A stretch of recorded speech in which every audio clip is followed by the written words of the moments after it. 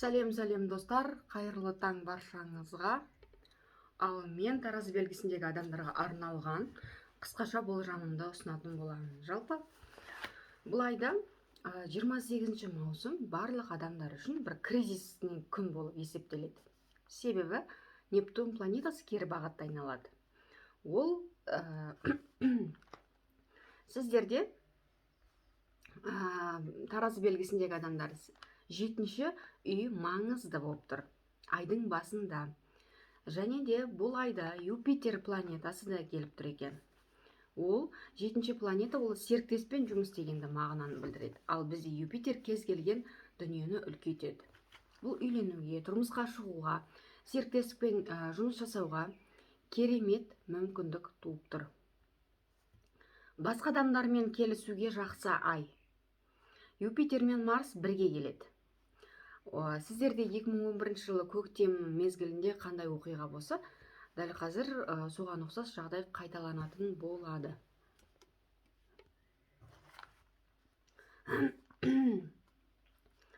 Сізге бір кісілер қамқор болады.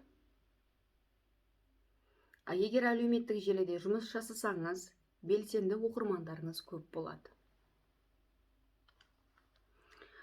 Сізді тыңдайтын адамдар да көп болады. Клиенттеріңіз көп болады. Егер сотқа арыз берсеңіз, сотта жеңіп шығасыз.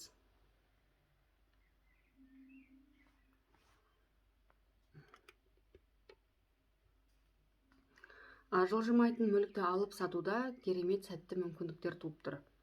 Меркурий 8-ші домда келіп тұр екен, ол дұрыс бағытта айналып жатыр. Басқа адамдардан ақша түседі. Ақшаға байланысты істеріңіз оңынан шешіледі. Эзотерикаға қызығушылығыңыз артады. Кейбір құпияны білетін боласыз. Сатурн кері бағытта айналады. Ол кезде сіз мысалы сабақ беруге, балалы болуға дайындаласыз деген сөз. Жалпы 5-ші дом ол қазан айына дейін келеді.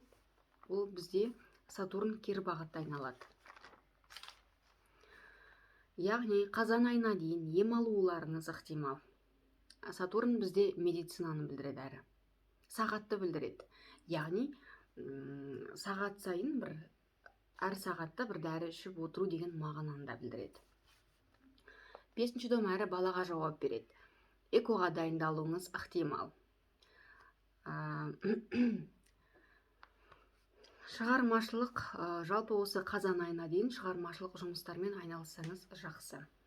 Ал 5-ші дом әрі махаббат үйі деп аталады. 2-ші жартыңыз алыс командировкаға кетеді.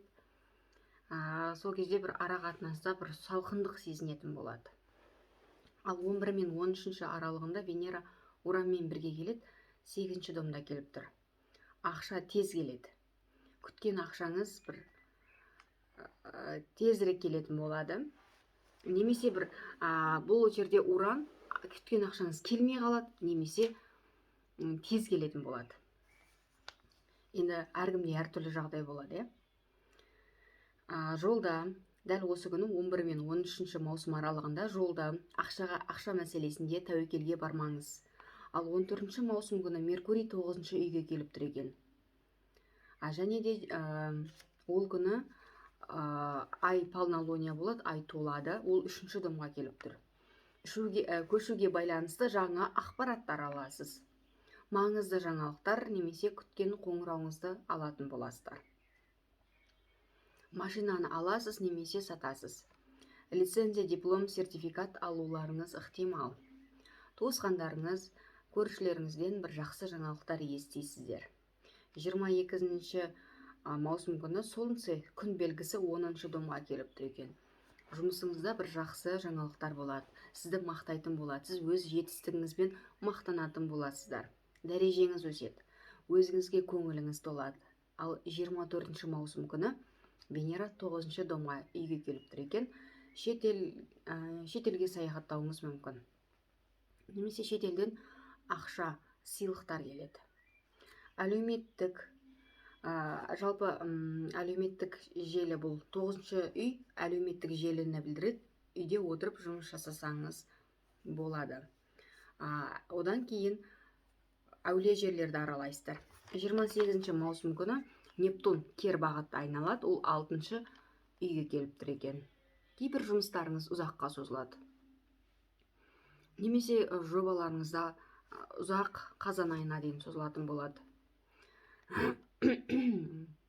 Немесе біздің компания жабыла ма, мені жұмыстан шығара ма деген сияқты көп ойланатын боласыздар. Жалпы Нептун планетасы медицинаны білдіреді. Ұзақ ем алуға жақсы. Психологпен жұмыс жасайсыздар. 28 маусым күні сізге қандайда бір диагноз қойсам, қайтадан басқа дәрігерден тексерілу керек. Себебі планеталар кері бағытта айналып басталғанда диагноз дұрыс шықпайды. Нептун жалпы аяқ асты жаман аурудан айығуды білдіреді. 6-шы домға келіп тұрғандықтан, мысалы сіздер экоға дайындалуларыңыз мүмкін, бір ем алуларыңыз мүмкін, сол емдеріңіз жақсы болады. 29 маусым күні жаңа ай 10-шы үйде келіп тұрген, жаңа жұмыс ұсынатын болады.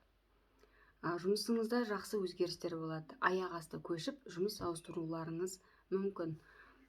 Немесе статусыңыз өзгереді. Статус деген сөз, сіз әке атанасыз, немесе ана атануыңыз мүмкін, немесе әже атануыңыз мүмкін.